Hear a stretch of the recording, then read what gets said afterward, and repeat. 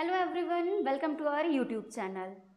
जैसा कि आप सबको पता है एमपी सेट का नोटिफिकेशन आ चुका है, लेकिन अभी तक डेट अनाउंस नहीं हुई है और प्रॉपर नोटिफिकेशन आया भी नहीं है। बस ये बता दिया गया है कि पेपर जनवरी में संभावित है। तो आज हम उसी के बारे में देखने वाले हैं कि हम लाइफ साइंस का किस तरह से प्रिपरेशन कर सकते हैं, उसके हमें क्या क्या स्ट्रैटेजीज होनी चाहिए, क्या क्या हमें करना है, क्या नहीं करना है, कौन कौन से यूनिट्स को प्रिपेयर करना है और पर्टिकुलर यूनिट्स में कौन कौन से टॉपिक्स को कवर करना है और कितना डेप्थ में और कितना बेसिक में हमें जाना है। सबसे पहले हम बात करते हैं कि how and from where to start, कि कहाँ से आपको स्टार्ट करना है और कैसे स्टार्ट करना है। तो सबसे पहले अगर हम बात करें तो आप स्टार्ट करो आपके 11th एंड 12th की बायोलॉजी उठा के। 11th और 12th की बायोलॉजी अगर आप उठाते हो तो यहाँ से मैक्सिमम आपके 30 to 40% जो है कंटेंट आता है, सिलेबस इसका कवर रहता है। तो 11th-12th का सबसे पहले आप कवर कर लो। 11th-12th की अगर आप बुक नहीं पढ़ सकते हो तो आप एलन की बुक उठा लो, पीडब्ल्यू की बुक उठा लो, जिसमें शॉर्ट में दिया गया है, उनके मॉड्यूल्स उठा के आप पढ़ सकते हो। देन आ जाते हैं हम ग्रेजुएशन पे। तो जो आपका ग्रेजुएशन है, जो भी आपने करा है, बीएससी किया होगा, तो बीएससी आप ग्रेजुएशन से कम हमारे मान के चलो आप 40% क्वेश्चन जो है ग्रेजुएशन से पूछे जाते हैं, क्योंकि सबका ग्रेजुएशन अलग अलग सब्जेक्ट से होता है, अलग अलग स्ट्रीम से होता है। तो बेसिक हमारा वहाँ ग्रेजुएशन से कवर हो जाता है, तो भी उसे भी आप रिवाइज करते चलो तो हो जाएगा।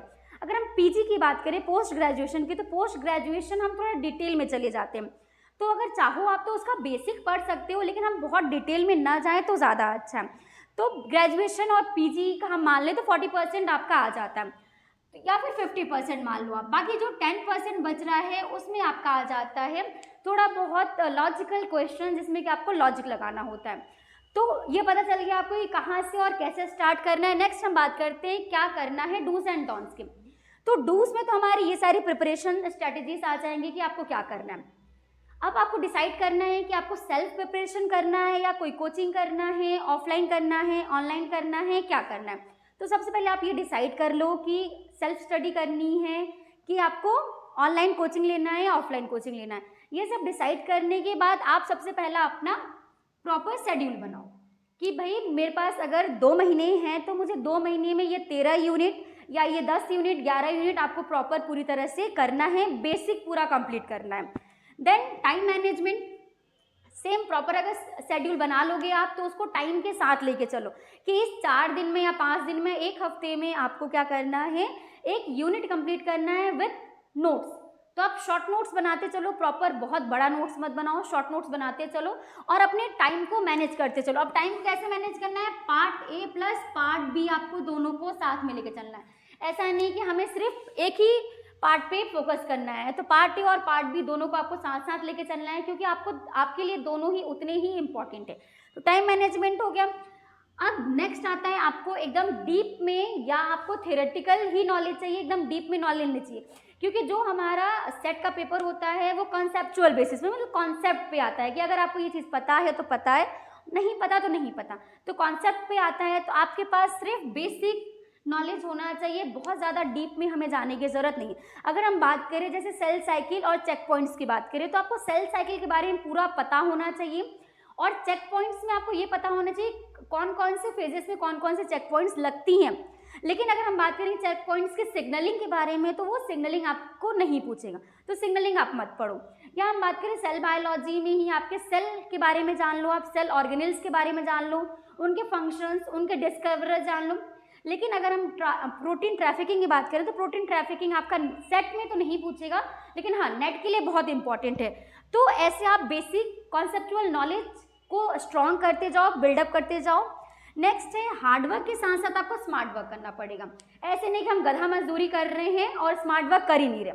तो हार्डवर्क के साथ साथ आपको स्मार्ट वर्क करते जाना है, मतलब कि जो भी आप टॉपिक पढ़ रहे हो ये मत करो कि आप 0 से चालू करके ए से जेड तक पढ़ रहे हो। नहीं, हमें ए से जेड तक तो पढ़ना है, लेकिन डीप में, बहुत ज़्यादा डीप में नहीं जाना है कि हम एक यूनिट को 1 महीने पढ़ रहे हैं। नहीं, हमें उस 1 महीने में हमें कम से कम 4 से 5 यूनिट खत्म करनी है।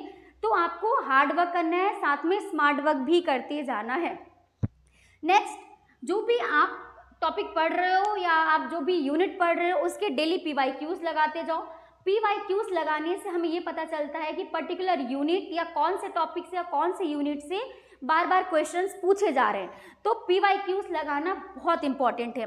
Then make connections with subject. अगर आप ये सोचोगे कि मुझे सुपरफिशियल नॉलेज आ जाए तो मैं एमपी सेट या नेट निकाल लूँगा या निकाल लूँगी, तो ये बिल्कुल भी सरासर गलत है, क्योंकि सुपरफिशियल नॉलेज में आप बिल्कुल भी एग्ज़ाम नहीं दे पाओगे, क्योंकि वहाँ पे आप सब कुछ भूल जाओगे। और जब तक आप कनेक्शंस नहीं बिठाओगे सब्जेक्ट के साथ, सब्जेक्ट को आप अपने से रिलेट नहीं करोगे या उस यूनिट्स को रिलेट नहीं करोगे, तब तक आप एक सब्जेक्ट का कनेक्शन नहीं बना पाओगे, और आप वहाँ पे जो क्वेश्चंस आप जब करने जाओगे एग्जाम में, तो वहाँ पे आपको वो कनेक्शंस नहीं मिलेंगी और आप भूलते जाओगे और उससे आपका क्वेश्चंस गलत हो जाएंगे।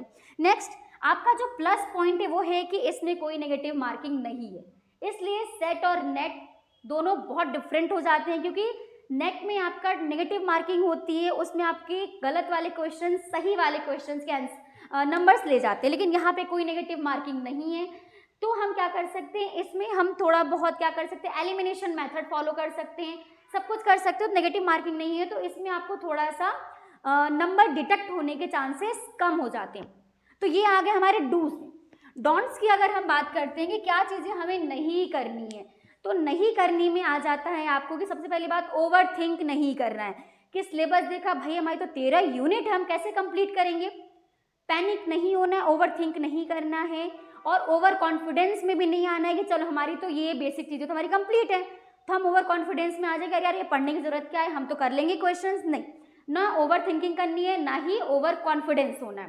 देन सोशल मीडिया की अगर हम बात करें तो सोशल मीडिया आपका थोड़ा सा आपको सोशल मीडिया कम करना पड़ेगा, ठीक है। पर्टिकुलर या तो आप एक उसका पर्टिकुलर टाइम लिमिट रख दो कि हम सोशल मीडिया सिर्फ 1 घंटे चलाएंगे या 2 घंटे चलाएंगे, या फिर मत चलाओ। तो नेक्स्ट अगर हम बात करते हैं कि full syllabus need not to be completed लिखा है, मतलब कि फुल सिलेबस आपको कंप्लीट नहीं करना है। आप सोच रहे हो कि भाई 13 यूनिट है, ये 13 यूनिट कंप्लीट कैसे होंगे इस 2-3 महीने में, तो आपको 13 यूनिट कंप्लीट करनी ही नहीं है। 80-20 का रूल फॉलो करो आप, ठीक है, कि 80% जो क्वेश्चंस आते हैं वो 20% सिलेबस से आते हैं। अभी हम सिलेबस का डिस्कशन भी करेंगे कि किससे क्या आ रहा है, तो क्लियर हो जाएगा। तो 80% जो सिलेबस है वो 80% जो क्वेश्चन है वो 20% सिलेबस से आ रहा है, तो आप इन 20% सिलेबस पे फोकस करो, और जो आपके 20% क्वेश्चन है वो 80% सिलेबस से आती हैं। तो हमें क्या करना है, इन 80% क्वेश्चन पे अपना ग्रिप बनाना है, मतलब कि 20% सिलेबस को पूरी तरह से कंप्लीट करना है। तो 80-20 का रूल फॉलो करना है, हमें पूरा सिलेबस कंप्लीट नहीं करना है। देन क्या 2 महीने इनफ है हमारी प्रिपरेशन के लिए? बिल्कुल इनफ है। अगर आप proper time management, proper schedule follow करते हो प्रॉपर पार्ट ए और पार्ट बी के लिए, तो बिल्कुल इनफ है आपके 2 महीने प्रिपरेशन के लिए। आप ज़रूर एक डेडिकेटेड मेहनत से आप अपना एमपी सेट का एग्ज़ाम क्वालिफाई कर सकते हो, वो भी अच्छे नंबर से। Then cover syllabus with revision. अगर आप रिवीजन नहीं करोगे तो कोई फ़ायदा नहीं है। अगर आप पूरा सिलेबस 13 यूनिट कंप्लीट कर लिए लेकिन रिवीजन करा ही नहीं, तो कोई फ़ायदा नहीं 13 यूनिट सिलेबस पढ़ने का। तो जो भी आप पर्टिकुलर टॉपिक पढ़ रहे हो, आज आपने मान लो 2 टॉपिक पढ़ा, तो आप सुबह उठते ही क्या करो, उस 2 टॉपिक का पहले रिवीजन कर लो, उसके बाद नया टॉपिक चालू करो। उसके बाद जो आपने कल 2 टॉपिक्स पढ़े, परसों जब आप सुबह उठ रहे हो तो पुराना 1 टॉपिक या 2 टॉपिक और कल का 2 टॉपिक है, मतलब 4 टॉपिक आप रिवाइज कर लो, उसके बाद हम नए टॉपिक पे शिफ्ट हो जाए। तो रिवीजन करना बहुत ज़रूरी है। नेक्स्ट आ जाता है आपका गिव मॉक टेस्ट। लेकिन मॉक टेस्ट देने से पहले आप डेली PYQs लगाते जाओ। जब आपका एक बार पूरा सिलेबस खत्म हो जाता है तो आप मॉक टेस्ट लगाओ। मॉक टेस्ट दो, कहीं भी किसी भी इंस्टीट्यूट में दे सकते हो, ऑनलाइन दे सकते हो, ऑफलाइन दे सकते हो, जहाँ भी आपको सुटेबल लगे वहाँ आप मॉक टेस्ट ले लो। लेकिन ये ज़रूर ध्यान में रखना कि वो जो इंस्टीट्यूट या फिर जो भी जहाँ से भी आप मॉक टेस्ट ले रहे हो वो ऑथेंटिक है या नहीं है, वो प्रॉपर उसी पैटर्न में मॉक टेस्ट करवा रहे हैं या नहीं। अगर उस मॉक टेस्ट करवा भी रहे हैं तो जो आपको सल्यूशन दे रहे हैं उसमें प्रॉपर एक्सप्लेनेशन है या नहीं है। तो मॉक टेस्ट करने का सही तरीका है कि आप वहाँ से करो, उस इंस्टीट्यूट से करो जो कि आपको proper mock test proper time से लें, सेम पैटर्न में लें, और आपको जब वो सॉल्यूशंस प्रोवाइड करें तो प्रॉपर एक्सप्लेनेशन के साथ सॉल्यूशन प्रोवाइड करें कि भाई इस क्वेश्चन का ये आंसर था, लेकिन आंसर क्यों ये सही है, बाकी 3 ऑप्शन जो गलत थे वो ऑप्शन क्यों गलत है। तो ये भी आपको ध्यान में रखते हुए चलना है। Then stick to one source. हम क्या करते हैं, शुरू में हम बहुत इधर उधर भागते हैं कि यूट्यूब पे जा रहे हैं, कभी कभी बुक्स पढ़ रहे हैं, कभी कुछ भी पढ़ रहे हैं, कभी किसी के नोट्स पढ़ रहे हैं या किसी कोचिंग के नोट्स पढ़ रहे हैं, नहीं, ठीक है। तो हमें एक ही सोर्स पे स्टिक होना है। या तो आप कोई बुक पढ़ रहे हो तो बुक पे स्टिक हो जाओ। हाँ, बुक पढ़ते टाइम ये याद रखना है कोई स्टैंडर्ड बुक फॉलो नहीं करनी है इस टाइम पे। लेनेंजर या प्रेस्कॉट या क्यूबे कोई भी स्टैंडर्ड बुक फॉलो नहीं करनी है, क्योंकि एक तो उनके स्टैंडर्ड लैंग्वेज के स्टैंडर्ड्स बहुत हाई होते हैं, आपको समझने में तकलीफ होगी, दिक्कत होगी। आप कोई बुक फॉलो कर रहे हो तो सिंपल सा बुक फॉलो करो, जो कि नॉर्मल एक बुक आती है पाथफाइंडर नाम की, ठीक है, उसको आप फॉलो कर सकते हो। अगर आप कोई यूट्यूब पे यूट्यूब चैनल फॉलो कर रहे हो तो हमें 5-6 चैनल्स फॉलो नहीं करना है, कोई 1 या 2 चैनल पे आप स्टिक हो जाओ, पार्ट ए के लिए और पार्ट बी के लिए, और प्रॉपर नोट्स बनाते से आप चालू हो जाओ कि प्रिपरेशन अपना स्टार्ट कर दो। नेक्स्ट अगर हम बात करें कि आपका टारगेट क्या होना चाहिए, तो 70 मार्क्स जो है पेपर 1 में और 150 मार्क्स आपके पेपर 2 में होने चाहिए। इससे आप क्या हो जाओगे, सेफ स्कोर में आ जाओगे, ठीक है, सेफ जोन में आ जाओगे। 220 मार्क्स अगर आप स्कोर कर लेते हो 300 में, तो आप सेफ स्कोर में आ जाओगे कि हाँ, इससे हो जाएगा कि आपका एमपी सेट क्वालिफाई हो रहा है। अब हम बात करेंगे क्या हमारा लाइफ साइंस का सिलेबस है, ठीक है, क्या क्या हमें किस किस यूनिट्स में कौन कौन से टॉपिक्स कवर करने हैं और उन टॉपिक्स को किस बेसिस पे कवर करना है, कितने डेप्थ में जाना है।